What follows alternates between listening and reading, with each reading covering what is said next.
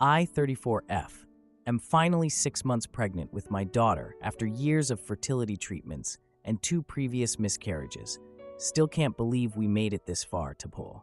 I've been using my sister's account because my family knows my main, and I really need some outside perspective on this situation with my stepmother. For some context, I work as a labor and delivery nurse and have been working overnight shifts, which have been very difficult during this pregnancy. My doctor recently classified my pregnancy as high risk due to my previous losses, and I'll be cutting back my hours starting next week. Thank God, because I'm exhausted all the time. My husband and I decided to name our daughter Lily. This name is special to me because lilies were my mom's favorite flower, and she passed away from cancer when I was 14. It's one of the few ways I can honor her memory since she'll never get to meet her granddaughter. Typing this part is making me tear up. My dad remarried my stepmother Diane about 4 years after my mom died. Our relationship has always been complicated. Within months of moving in, she had redecorated our entire family home and removed most of the photos of my mom. As a teenager, I was devastated, but my dad always told me to give her a chance, and she's just making the space her own. Yeah, I know how that sounds. This past weekend, my husband and I visited my dad and Diane before my reduced work schedule kicks in. Everything was going fine until dinner on the first night when Diane brought up baby names. "So have you two thought about what you're naming the little one?" she asked, pushing her food around her plate. When I told her we'd decided on Lily, her face immediately fell. "Oh, isn't that awfully trendy right now? I hear it everywhere these days."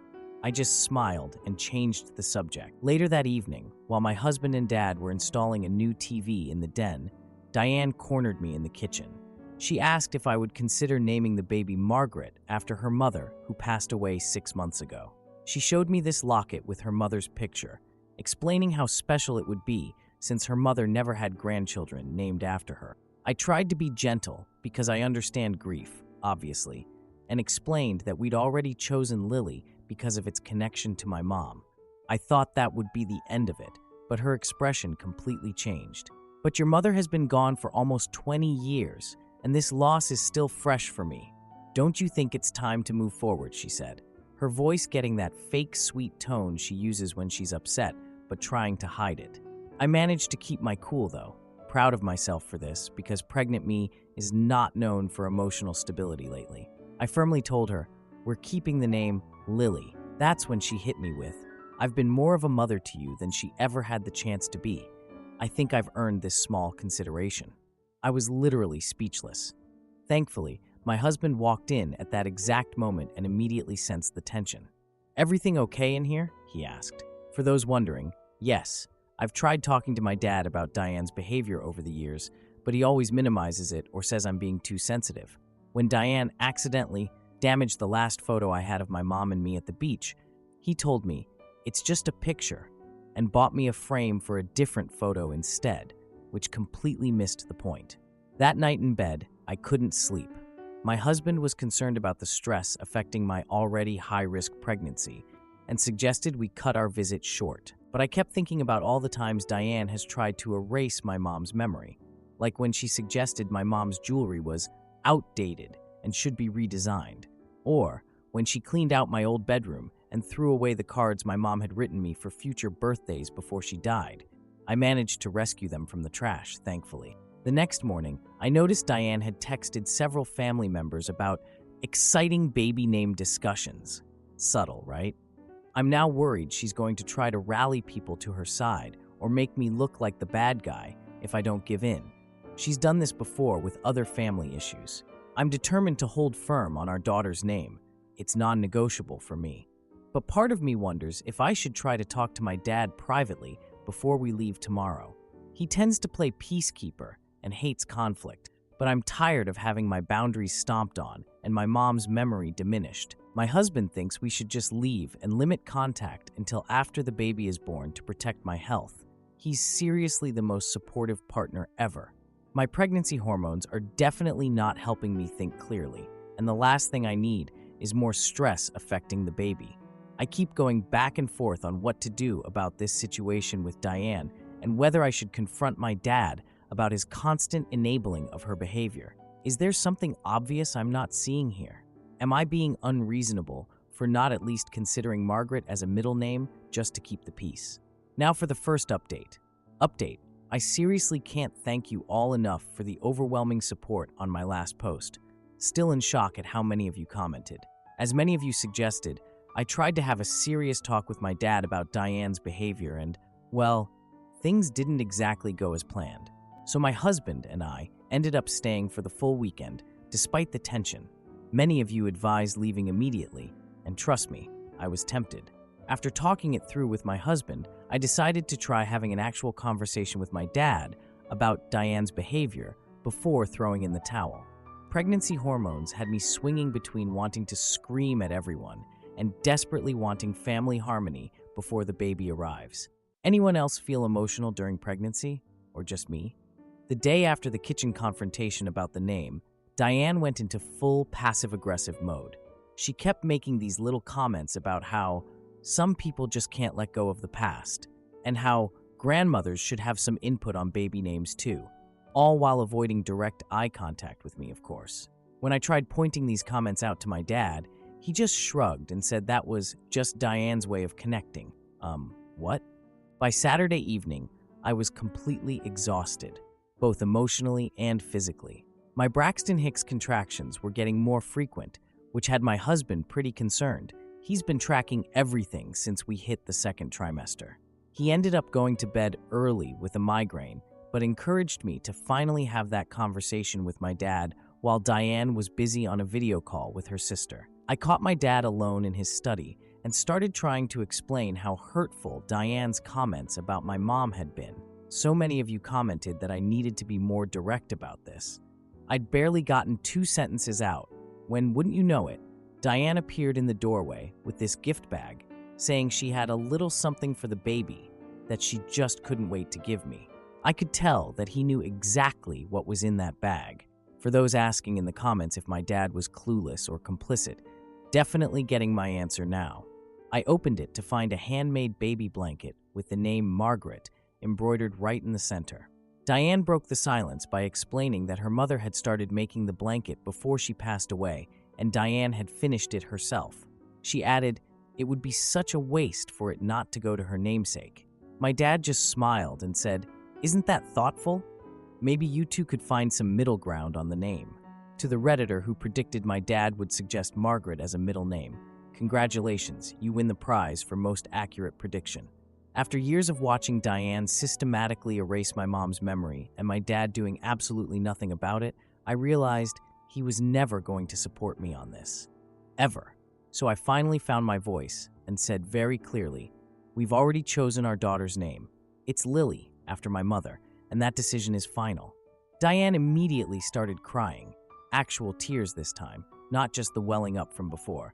My dad put his arm around her and looked at me. I understand you've chosen a name, he said, but would it really hurt to consider Margaret as a middle name? Diane is still grieving. That's when I pointed out that I never even got to properly grieve my own mother because Diane immediately took over our household after they got married and removed virtually all traces of my mom's existence.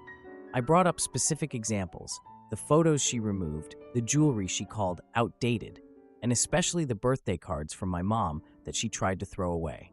You guys, something weird happened then. Diane just stopped crying. She said, your mother is gone. I'm here.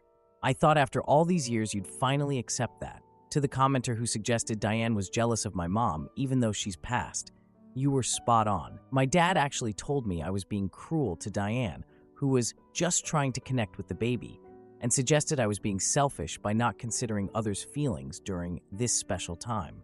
Several people asked if my dad always enabled her behavior. There's your answer. I realized at that moment that nothing was going to change. My dad would always take her side, no matter what. So I left the room and went upstairs to start packing our thing. My husband woke up when I came in and started helping me pack so we could leave first thing in the morning. Before I fell asleep, I got a text from my dad saying that while he agrees with my decision about the name, as if he gets a vote, I was too harsh with his grieving wife and should have at least pretended to consider the request to spare Diane's feelings. For those who asked if my dad would try to both sides this situation, yep, you called it. The drive home the next morning was quiet. My husband asked if I was okay, and I honestly didn't know how to answer. Still don't, Tiba. Part of me feels terrible about the argument, while another part feels like I finally stood up for myself and my mom's memory after years of just taking Diane's behavior. My husband has been amazing through all of this. To answer a common question, yes, he's fully supportive of the name Lily and thinks Diane was completely out of line.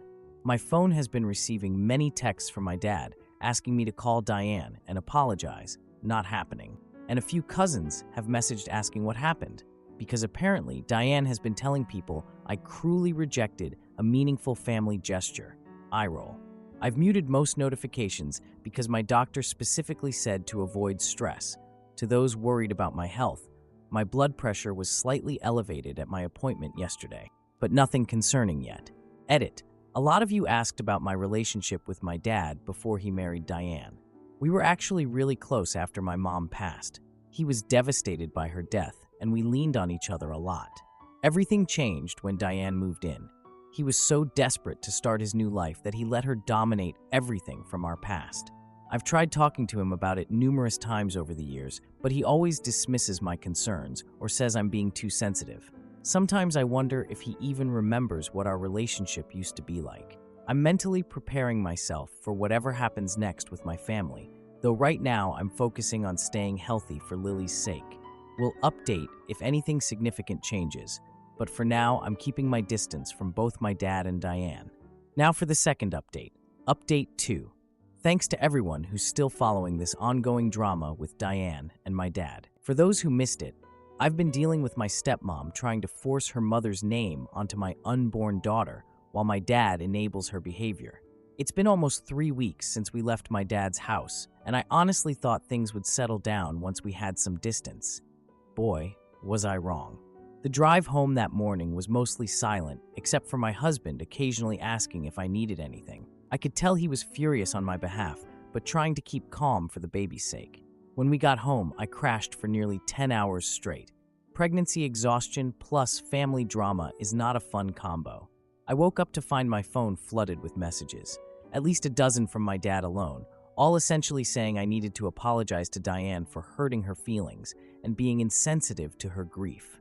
For those wondering, yes, I've tried explaining to my dad multiple times that my grief over my actual mother matters too, but he just doesn't get it. The real kicker came 2 days later when my aunt, my mom's sister, called me out of the blue. She sounded confused and asked why I was refusing to honor family traditions by naming the baby Margaret.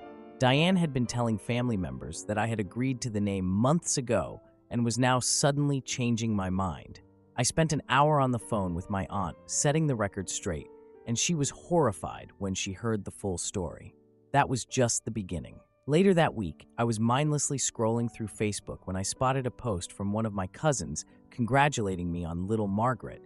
Turns out Diane had been referring to the baby as Margaret to literally everyone, even creating a custom hashtag, #HatBabyMargaretArrives2023, that she was using on social media. Several relatives had already bought personalized gifts with the wrong name. I was absolutely livid. My OB appointment that week didn't go well either. My blood pressure was elevated, and they diagnosed me with gestational diabetes. My doctor immediately put me on reduced hours at work, and she warned me that stress was the absolute last thing I needed right now. When I mentioned the family situation, she actually wrote family stress in my chart as a concern for monitoring. That's how serious this has gotten. I decided to stop responding to my dad's messages for a while, hoping things would cool down. Instead, he escalated. Last Friday night, he called me saying he and Diane had bought non-refundable tickets to visit us this weekend to sort things out before the baby arrives. He didn't ask if this worked for us, just informed me they were coming. My husband wanted to tell them not to come, but I figured maybe having this conversation face-to-face would finally end this nonsense once and for all. When they arrived Saturday morning, Diane placed a gift bag on the coffee table. My husband squeezed my hand. Lunch was awkward. Diane casually mentioned 3 separate times how excited her bridge club, church group, and extended family were about baby Margaret and what a beautiful tribute it was to her mother, each time she said the name. My husband finally put his fork down and said, "Just to be absolutely clear, Our daughter's name is Lily. Not Margaret. Not Margaret Lily. Just Lily. I've never loved him more than in that moment. My dad cleared his throat and suggested what he called a reasonable compromise, using Margaret as the baby's legal first name, but calling her Lily as a special family nickname, as if we would legally name our child after Diane's mother but pretend otherwise. When I refused again, Diane pulled out her phone and showed me a private family group chat I wasn't even aware existed. She'd been posting updates about baby Margaret for months, including plans for a virtual baby shower she'd organized for next weekend. There were dozens of messages from family members, including some of my mom's relatives, all excitedly discussing baby Margaret and how wonderful it was that I was honoring Diane's mother. Some had already purchased customized gifts. I was completely blindsided. This wasn't just Diane being difficult. She'd been actively constructing an alternate reality where I had agreed to her name choice and then selling that fiction to my entire extended family. When I confronted her about spreading misinformation, she had the nerve to look offended. "I just assumed you'd come around eventually," she said. "Most people would be grateful for a grandmother who cares this much." My dad jumped to her defense immediately. "You're being unreasonable and selfish," he said. "Your mother would want you to make peace in the family, not cause all this drama over something as trivial as a name." That was it. That was my breaking point. Using my dead mother, the woman whose memory Diane has spent years trying to erase, to manipulate me into giving up the name that honors her? Absolutely not. I told them both to leave. My husband stood up immediately to back me up. As they were gathering their things, Diane turned to me. "I've tried to be a mother to you for years, but you've never accepted me," she said. "I thought this grandchild would finally make us a real family, but you're determined to keep living in the past." After they left, Diane had been collecting ultrasound photos from my social media accounts and posting them with captions about my granddaughter Margaret. She'd even created a digital baby book with the name plastered all over it. I immediately blocked both of them on every platform. My husband found me in the nursery an hour later. My mom loved lilies. They were in her wedding bouquet, and she used to grow them in our garden. The thought of giving up that connection for a woman who has spent years trying to replace my mother's memory is unbearable. My doctor called yesterday after my monitoring app showed concerning blood pressure readings. She's ordered complete bed rest until my next appointment and suggested I might need to start my maternity leave early. I've muted all notifications from my dad's side of the family and asked my husband to screen any messages before sharing them with me. I'm still trying to process everything that happened. Part of me wonders if I should have just nodded along with Diane's fantasy to keep the peace, knowing we'd name the baby Lily anyway. But another part knows that we'd be dealing with an even bigger blow-up when the birth certificate didn't match her expectations. I'm still not sure what the right path forward is with my dad and Diane, but your comments and support help more than you know. At this point, I'm focusing on staying calm for Lily's sake and getting through the next few weeks until she arrives. Now for the final update. Final update on the Margaret vs. Lily baby name saga. First, thank you all so much for your advice and support these past few months. Seriously, you guys kept me sane through what turned into a complete family drama. It's been almost a month since my last update, and my due date is just around the corner. Less than 2 weeks now. I really thought my last post would be the end of this whole ordeal after I blocked my dad and Diane. Turns out, that was just the beginning of a mess that somehow got even worse. Within 24 hours of blocking them, my phone would not stop buzzing with messages from extended family, including people I haven't spoken to in years. Apparently, Diane had activated some sort of family phone tree to guilt trip me. I got at least a dozen variations of "why are you causing drama?" And Diane is just excited to be a grandmother. And my personal favorite, "it's just a name. Is it really worth tearing the family apart?" Exactly my point? Maybe ask Diane that question. My cousin Jessica called to warn me that Diane had been telling everyone she had already ordered a $300 custom wooden name sign for the nursery with Margaret carved into it.